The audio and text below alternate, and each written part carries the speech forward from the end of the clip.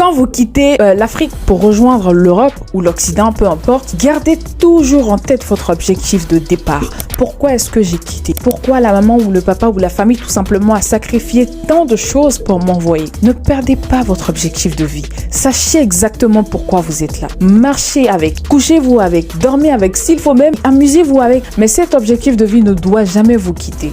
Pourquoi? Parce que vous représentez en quelque sorte une lueur d'espoir pour la jeunesse. Vous représentez une lueur d'espoir pour vos parents qui ont autant sacrifié pour vous. Vous n'avez pas le droit de vous amuser quand vous quittez l'Afrique pour venir ici. Alors sans plus tarder, aujourd'hui je vais vous parler des 7 principes qui vont vous permettre tout simplement de réussir à l'étranger, en Occident, que ce soit du côté des États-Unis, mais aussi en France tout simplement.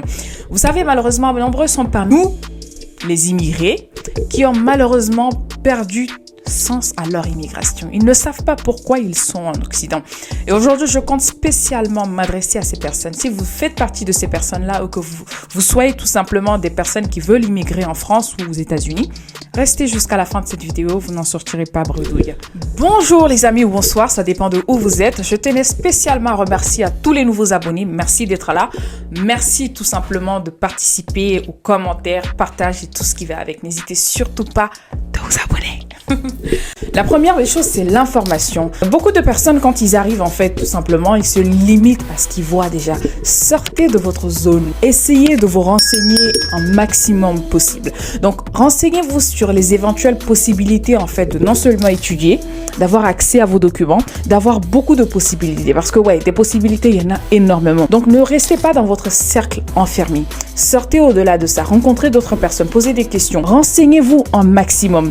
Vous savez, ma mère disait assez souvent que celui qui se renseigne se perd très difficilement. Donc, renseignez-vous au maximum. Ça, c'est la première des choses. Principe numéro 2, de qui tu es entouré. Malheureusement, le plus grand problème de ceux qui immigrent au jour d'aujourd'hui sont, pour la plupart du temps, très mal entourés. Vous savez, il y a une communauté précise dont je ne vais pas dire le nom, mais dans cette communauté, en fait, quand on immigre et qu'on arrive dans cette communauté et qu'on se dise tout simplement qu'on veut aller à l'école, quel que soit votre âge, on vous prend pour une personne qui n'est pas sérieuse. On vous considère comme une personne qui n'est tout simplement pas venue chercher de l'argent. On vous considère comme une personne qui n'est pas venue pour travailler durement comme ils ont l'habitude de faire pour réussir tout simplement. Pour eux, aller à l'école est synonyme de faiblesse mentale. Pour eux, aller à l'école, c'est synonyme de paresse tout simplement. Il y a cette communauté ici en France. J'en ai personnellement rencontré. Et la mentalité, elle est tellement médiocre que vous ne pouvez pas vous permettre de vous entourer de ce type de personnes. 3. Quand vous quittez l'Afrique pour rejoindre l'Europe, pour la plupart des gens qui me regardent, vos maisons ont été vendues. La maman a sacrifié énormément de choses pour vous envoyer. Le papa a sacrifié peut-être sa voiture, ses terrains,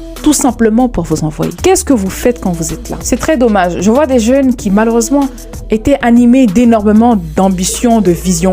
Une fois en Europe, se lancent dans la drogue, se lancent dans l'alcool, se lancent dans ces absurdités. Gardez en tête votre objectif de départ, toujours. Dites-vous qu'il y a eu énormément de sacrifices pour vous amener là où vous êtes. Quand on vient en Europe, on ne blague pas. C'est pour cela qu'on choisit minutieusement des personnes qui nous entourent. Une fois que vous êtes sur place, rassurez-vous de marcher avec votre objectif jour et nuit. Quand vous quittez l'Afrique pour rejoindre l'Europe ou l'Occident, peu importe, gardez toujours en tête votre objectif de départ. Pourquoi est-ce que j'ai quitté? Pourquoi la maman ou le papa ou la famille tout simplement a sacrifié tant de choses pour m'envoyer? Ne perdez pas votre objectif de vie. Sachez exactement pourquoi vous êtes là. Marchez avec, couchez-vous avec, dormez avec, s'il faut même, amusez-vous avec. Mais cet objectif de vie ne doit jamais vous quitter. Pourquoi? Parce que vous représentez en quelque sorte une lueur d'espoir pour la jeunesse. Vous représentez une lueur d'espoir pour vos parents qui ont autant sacrifié pour vous.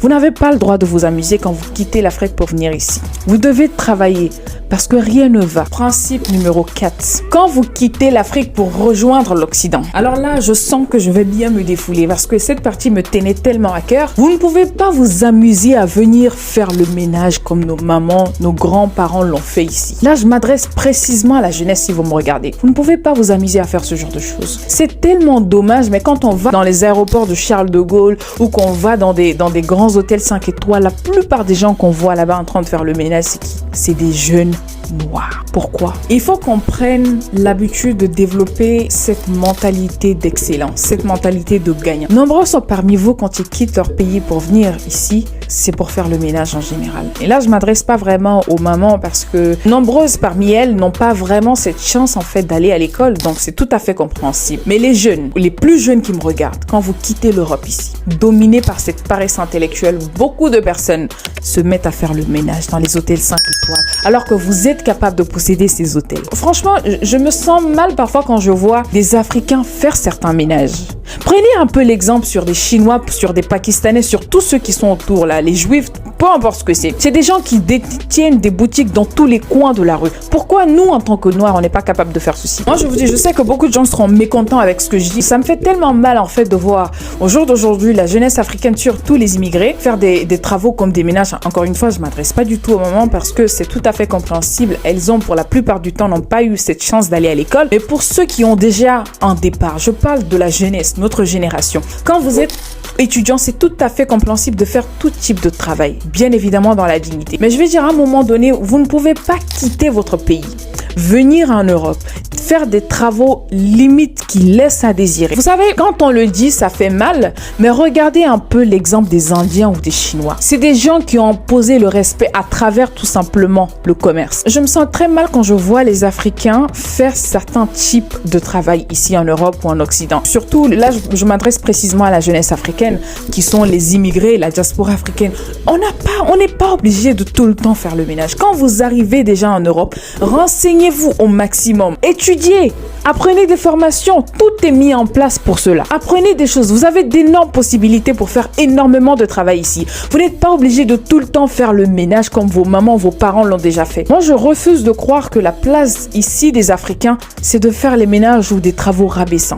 Bien qu'il n'y a pas de saut métier, mais je vais dire, il y a des métiers beaucoup plus réconfortants. Notre place, c'est aussi dans les Champs-Élysées. Notre place, c'est aussi à posséder beaucoup de commerce sur les Champs-Élysées. Notre place, c'est aussi de travailler dans des ministères. Notre place, c'est un peu aussi de gérer des multinationales. On ne peut pas continuer de se contenter de faire des petits métiers ou de faire des travaux malgré nous. On a un cerveau pour réfléchir et on peut faire de grandes choses à travers cela. C'est tant énormément que l'Occident ne veut plus de nous ou qu'on veut plus des Africains, mais c'est tout à fait normal aussi à un moment donné. Quand tu immigres dans un pays et que tu n'apportes pas vraiment ce qu'il faut, bien évidemment, à leur place, j'approuve pas forcément tout ce qu'ils font. Mais je vais dire que la meilleure façon d'imposer le respect, c'est tout simplement en s'imposant soi-même. Et comment on pourrait s'imposer? C'est à travers l'éducation. Réfléchissez un peu, regardez un peu comme les Indiens le font, les Juifs, mais un peu comme les Chinois. Les Chinois, à un moment donné, on les appelait les jaunes. Pourquoi on les appelle plus les jaunes? Pourquoi? Parce que les gars, ils ont su s'imposer dans le commerce européen ou occidental. Il faut que les Africains comprennent, surtout ceux de la diaspora, que immigrer en Europe, voir des lumières, aller manger dans les McDonald's ne suffit plus. En tant qu'immigrés, surtout les immigrés qui viennent ici, qui accouchent des enfants ici, apprenez à développer le cerveau de vos enfants. Instaurez déjà cette mentalité d'excellence. Je vois que beaucoup dans notre communauté également, beaucoup de Noirs ont peur de rêver grand. Notre place, c'est pas juste de faire des ménages dans des hôtels. Notre place, c'est pas juste de faire le ménage dans des aéroports. Je suis désolée. On a aussi notre place à l'Assemblée nationale. On a aussi notre place en tant que directeur de grandes multinationales. Il faut s'imposer à un moment donné. Personne ne viendra te donner le pouvoir dont tu rêves. Il faut s'imposer.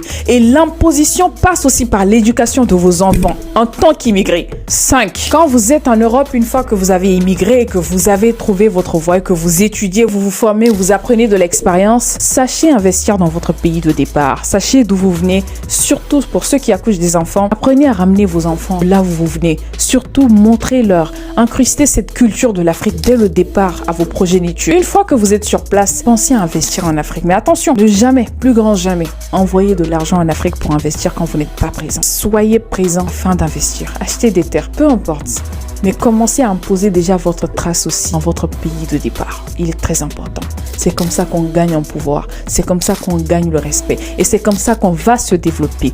Vous, diaspora, mais aussi ceux de l'Afrique, tout simplement. Donc, apprenez à apporter votre grain de sel. Sachez que je le dis et je ne cesserai jamais de le dire que le développement ou le non-développement de l'Afrique, tous les enfants africains sont responsables du développement ou du non-développement de l'Afrique. Donc, apportez votre grain de sel dès maintenant. Commencez à vous imposer. Commencez à changer la donne. Si peu que ce soit. Même si vous arrivez à changer la vie d'une seule personne, vous aurez accompli votre mission. Rentrez en Afrique. Développez les choses. Bien évidemment que tout le monde ne va pas rentrer en Afrique. C'est une utopie de penser cela. Ceux qui sont sur place, commencez déjà à vous imposer. Faites un peu comme les Chinois. un peu comme les Juifs, un peu comme les Indiens. Contrôlez votre économie. C'est comme ça qu'on va vous respecter. On se retrouve à la fin de cette vidéo. Merci à vous. Merci de vous abonner. N'hésitez surtout pas de vous abonner, de me donner votre avis dans la courtoisie, bien évidemment, de partager la vidéo. J'en suis sûre que quelqu'un, quelque part, voudra écouter cette vidéo et ça pourrait peut-être changer sa vie grâce à vous et moi. Donc, merci à vous. Merci de m'écouter. Merci d'être là jusqu'à la fin de la vidéo et on se dit à bientôt.